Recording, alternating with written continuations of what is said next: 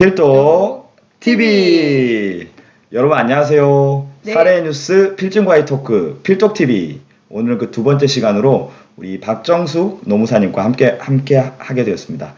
노무사님 안녕하세요. 네, 안녕하세요. 네, 우리 박정숙 노무사님은 그 사례 뉴스의 노무 경영 필진분으로서 현재 그 노무벤 바른 컨설팅 그 공동 대표로 계시고요. 그 2주마다 한 번씩 저희 사례 뉴스에 노무 관련된 중요한 정보들 그리고 꼭 알고 넘어가야 될 그런 주제들을 이 좋은 글로 내주고 계십니다. 네, 노무사님 반갑습니다. 반갑습니다.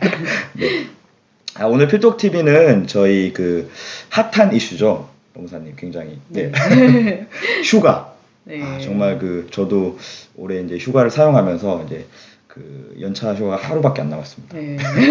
쓰다 보니까 아쉽네요. 이제 너무 아쉽게도 이렇게 쓰는데 네. 그 휴가 사용이란 주제가 참 항상 네. 뭐 경영자나 직원들이나 핫 그쵸. 이슈인 것 같아요. 네. 그래서 오늘 그 가장 중심에 있다고 볼 수 있는 연차 휴가, 네. 연차 유급 휴가죠, 정확하게. 네. 네. 네. 그거에 대해서 어떻게 사용하는 것이 좋은지 네. 그런 걸 중점으로 얘기를 해보도록 하겠습니다. 노무사님 일단 연차 유급 휴가에 대해서 네. 좀 이게 저희가 뭐 어느 정도 알고 있긴 하지만 네. 좀 정확한 개념을 한번 설명해 주시겠습니까? 네, 우선 연차유급 휴가 제도는 네. 그러니까 모든 사업장이 다 적용된다고 알고 계시는 분들도 있는데 사실 네. 그렇지는 않고요. 5인 이상 사업장만 연차유급 휴가 제도가 적용되도록 되어 있습니다. 그럼 네. 혹시 3, 4명인 사업장은 휴가를 못 가는 거예요? 네, 연차유급 휴가를 보장받을 수는 없습니다. 네. 그래서 반드시 여러분 그 취업하실 때 반드시 직원이 5명 이상인 네. 직장인지 꼭 알아보시기 네, 바랍니다. 그리고 5인 미만이어도 주시는 대표님들이 있으니까 그런 부분은 좀 취업할 때 그렇구나. 확인을 해보시는 게 좋을 것 같아요. 그렇군요. 그 네. 휴가가 별도로 있느냐라고 한번 물어보고 그렇게 채용 조건을 확실히 그러네요. 하시는 것도 미리 구두로 확인해보는 게 필요하겠네요. 그렇게 되면 아마 근데 그렇게 주신다고 얘기가 되면 근로계약서에도 명시가 되도록 하시는 게 좋습니다. 네. 그렇게 해서 이제 연차유급 휴가제도는 그렇게 5인 이상 사업장만 사용하실 수 있고요. 그리고 이후에 이제 5인 이상 사업장의 경우에는 네. 예전에는 1년을 만근해야 네. 연차유급 휴가가 15일이 생겼어요. 네. 근데 이게 법이 바뀌어서 네. 한 달만 일해도 하루씩 발생하도록 그렇게 법이 바뀌었습니다. 그래서 월차랑 헷갈려 하시는 분들이 아직도 있는데, 그러니까 네네. 한 달 일하면 하루가 발생을 하니까요. 근데 네. 월차라는 개념은 사실 없어진 개념이고요. 실질적으로 연차만 남아 있습니다. 그렇구나. 그래서 그러니까 1년 미만 근로자의 경우에는 한 달 일하면 하루씩 연차가 발생을 하고요. 네. 이제 1년이 됐을 때 15개의 연차가 발생하는 게 연차 유급 휴가 제도라고 네. 지금 근로기준법 60조에 현재 그렇게 명시되어 있습니다. 그러면 1년 예. 미만의 근로자 한 달이라고 한 달 생기는 것도 연차라고 불러야 되는 거예요? 그렇죠. 그것도 연차인 거예요. 흔히 그거를 이제 월차라고 부르는 줄 알았는데. 근데 월차 제도는 예전에 폐지가 됐고요. 그래서 연차라고 보시면 됩니다. 저도 오늘 네. 정확하게 알았네요. 여러분 그 월차라는 단어는 이제 사라진 지 오래입니다. 네. 연차라는 그 단어를 많이 사용해 주시기 바랍니다. 네. 네. 그 노무사님 그 중소기업들 경영자분들이랑 네. 직원들이 사실 제일 많이 고민하는 게 이게 그 한꺼번에 이제 휴가를 신청을 네. 하거나 그리고 이제 장기간을 또 붙여 써야 되는 경우에 네. 뭐 회사의 또 업무는 또 이렇게 계속 네. 진행을 해야 되고 그래서 그렇죠. 조율이 네. 필요하잖아요. 네. 근데 또 네. 누구는 보내주고 또 누구는 안 보내주고 이렇게 할 수가 그렇죠. 없는데 네. 이런 게 일단은 법적으로 연차 휴고를 좀 조율하거나 시기를 변경하는 부분이 어떻게 가능한가요? 네네. 우선은 네. 근로기준법 60조에서 연차에 관한 내용을 정하고 있기 때문에 거기서 시기 변경권을 정해놓고 있어요. 그러니까 사업주가 시기를 변경할 수 있게끔. 근데 그 단서가 사업 운영에 막대한 지장을 줄 때라고 되어 있어요. 근데 이제 사실은 뭐 막대한 지장 그거를 명확하게 이야기하기는 조금 어려워요. 그래서 중소기업은 근데 이제 직원들이 예를 들어 10명밖에 안 되는 기업인데 3명이 한 번에 신청한다던가 이렇게 되면 그 너무 힘든 상황이 되잖아요. 그래서 우선은 연차를 쓰는 시기 자체를 조금 더 이야기를 많이 해보시는 게 중요할 것 같습니다. 이제 그래서 뭐 먼저 신청이 들어오는 분을 먼저 해주고 이후에 좀 시간을 조정을 해보자라고 이야기를 해서 연차도 조금 많은 대화를 나눈 이후에 확정을 하시는 게 맞을 것 같아요. 대화를 일단 많이 확정해야 될 것 같은데 조금 경영자와 직원이 잘 좀 대화를 통해서 조율을 하는 좀 모범 답안이랄까요? 좀 그런 케이스를 좀 뭐 간단하게 한번 설명해 주실 수 있을까요? 그 모범 답안이라기보다는 회사 안에 좀 원칙이 있어야 될 것 같아요. 그래서 뭐 네네네. 먼저 신청한 사람을 준다라는 원칙이 있다던가 아니면은 그냥 분위기상 가정이 있는 사람 같은 경우는 또 그쵸, 많이 그쵸. 필요할 수도 또 있잖아요. 뭐 인생 예. 대사인 결혼이나 예, 뭐 그쵸. 장례식 당연히 같은 그런 게 뭐 거는, 뛰었다 이러면은 좀 네, 먼저 배려해 네. 주는 그런 게 부분에, 그쵸. 장례나 이런 부분 네네. 당연히 배려를 해줘야 되고, 네. 그리고 또 이제 뭐 결혼식이랑 이런 거는 어떻게 보면 또 어느 정도 몇 달 전에 잡혀 있는 휴가인 거잖아요. 네. 그러니까 그런 것들은 근로자들도 조금 알아서 네. 미리미리 이야기를 해서 이때는 업무 조율이 필요할 것 같다라고 네네. 이야기를 미리 그러네요. 해두시면, 미리 일단 얘기를 해서 네. 경영자가 일단은 그거를 감안을 할 수 있게 대비를 네, 해놓을 수 있게 하는 게 네, 네. 필요하겠네요. 그렇게 장기간 휴가를 낼 때는 네. 반드시 뭐 한 2달 전이라도 이야기를 해서 그때는 네네. 이제 보충 인력이 있든 그런 걸 이제 직원들이 다 알고 있는 상태에서 연차를 가게 되면 네네네. 예를 들어 10일 연차를 간다고 해도 네네. 그거는 무리가 안 되는데 예를 들어 뭐 네네네. 3일 전에 이틀 전에 연차를 가겠다라고 이야기를 하고 10일을 내겠다라고 이야기를 네네. 만약에 하는 상황이라면 그쵸. 그거는 이제 근로자 그러니까 같이 일하는 직원들도 그렇군요. 그리고 대표님 입장에서 조금 불편할 수 있으니까 네네. 그런 부분들은 근로자들이 조금 지혜롭게 먼저 네네. 이야기를 하고 일정을 조율하는 게 좋을 것 아무래도 이 같습니다. 배려라는 단어로 표현을 할 수 있을 것 같아요. 네, 이게 법적으로 맞아요. 이렇게 정해져 있고 이런 규정을 활용할 수 있지만 네. 그 이전에 서로 충분한 대화를 하고 네. 또 서로 이렇게 미리 대비를 할 수 있도록 네. 그렇게 대화와 소통을 통해 네. 해결하는 부분들이 네. 중요한 것 같다는 그런 생각이 듭니다. 네, 네, 맞습니다.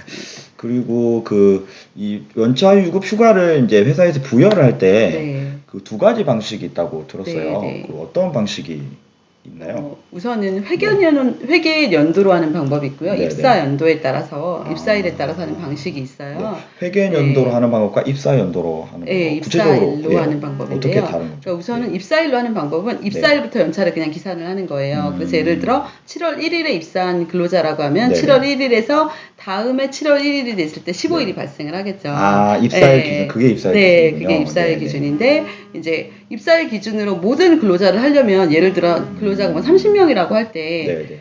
그 일일이 연차가 개수가 다 달라지고 그쵸, 그런 입사연도 다 부분들. 다르니까 뭐또 갱신해줘야 되고 이게 너무 좀 복잡할 수 있겠네요. 그럴 수 있잖아요. 그래서 회계연도로 끊어서 하는 방식도 인정을 하고 있습니다. 그래서 네네. 2가지 방식이 있는데 네. 그래서 입사일 기준은 정말 네. 자신의 입사일 그리고 회계연도 방식은 네. 내가 7월 1일에 입사했든 8월 1일에 입사했든 상관없이 네. 그 다음에 그 다음에 1월 1일로 끊어서 가게 되는 거죠. 그러면은 네. 그 12월에 입사한 사람도 다음 해 그쵸, 그렇게 되면은 예. 11개의 네. 연차를 받을 수가 있는 건가요?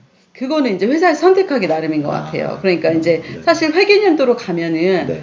이게 근로자한테 불리하든 유리하든 네. 갈 수밖에 없어요. 근데 이제 불리하게 갔다 하더라도 퇴사 시에는 정산을 해주셔야 되고요. 유리하게 간 부분은 보통은 정산을 안 하시는 게 많습니다. 예. 그런 부분도 있다고 하니까 나중에 또 퇴사 시점이나 그런 것도 잘 고려하셔가지고 그렇게 하는 게 필요하겠네요. 구체적으로 그러면 일단 입사연도 기준으로 할 때는 네. 어떤 장단점이 있을까요? 입사연도 기준으로 할 때는 우선은 연차를 정확하게 부여할 수 있어요. 그러네요. 정확하게 네네. 부여할 수 있고 그리고 퇴사 시에 별도로 정산하는 절차가 필요가 없게 돼요. 네네. 예, 그래서 그런 면에서는 유리한 면인데 반면에 단점은 이제 다수의 근로자를 일일이 관리하기가 쉽지 않다라는 문제가 그쵸. 있죠. 중소기업이 또 그런 때 투입되는 인력이 네, 또 에너지가 많지 않은데 별도의 인력이 없다라고 하면 네. 일일이 관리하기가 어렵고요. 두 번째로는 단점으로는 이제 사용 촉진이라는 거 할 수 있는 연차 제도에 사용 촉진이라는 제도가 있어요. 사용 촉진 제도가 연차가 15개 발생을 하는데 사용하지 않는 근로자들이 있어요. 간혹. 예. 그러니까 연차를 뭐 수당으로 받는다던가 뭐 이렇게 하려고 일부러 사용하지 않는 근로자들도 있어요. 수당으로 받기 위해서. 근데 회사 입장에서는 연차 수당도 네네. 부담이 될 수 있는 부분이거든요. 그래서 우리 회사의 경우에 연차를 수당으로 지급하지 않고 그냥 다 소진하게끔 쓰게끔 하겠다라고 생각을 한다면 그 사용 촉진이라는 걸 할 수가 있어요. 그래서 그러니까 12월 31일 마지막이라고 했을 때 6개월 전에 이렇게 연차가 몇 개가 남았으니 사용하세요라고 촉진을 할 수 있는 제도예요. 그렇게 해서 이제 촉진을 해서 그러면 그 근로자가 이제 지정을 하면 그 일자에 다시 연차를 쓸 수 있게끔 그렇게 배려를 해주는 그렇게 하는 제도인데 문제는 이제 입사일자 기준으로 하게 되면 사용촉직도 각자에게 해야 되는 문제가 발생을 하죠. 그러니까 회계연도로 끊는다고 하면 12월 30일에서 6개월 전 이렇게 하면 되는데 다 이제 몇 네. 개월 전에 몇 날씩 남은지 이제 체크해가지고 네, 촉진하는 그런 또 네. 에너지가 필요하겠네요. 네, 네, 보내줄 분이 네, 하는 네, 혹시 네. 그 네. 연차를 다 소진하지 않을 경우에 그 연차를 사용하지 않은 거에 대해서 이렇게 받는 뭐죠 아까 저기 연차 수당이요. 연차 네. 수당은 네. 필수적으로 다 기업이 지불을 해야 되는 네, 것인가요? 네. 아니면- 사용하지 못한 경우에는 다 지불하셔야 합니다. 그렇군요. 그것도 이제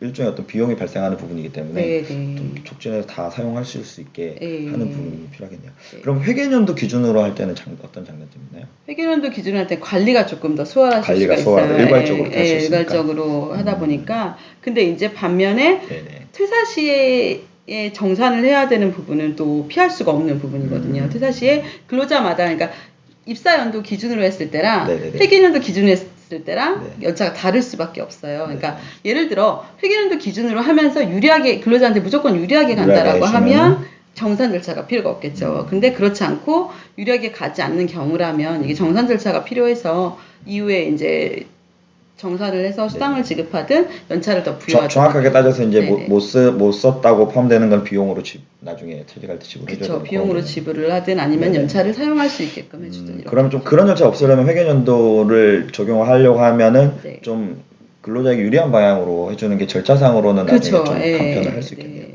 그런 부분들은 또 이제 비용이나 이런 대비할 수 있는 측면 잘 고려하셔가지고 선택을 네, 하셔야 되겠네요. 네.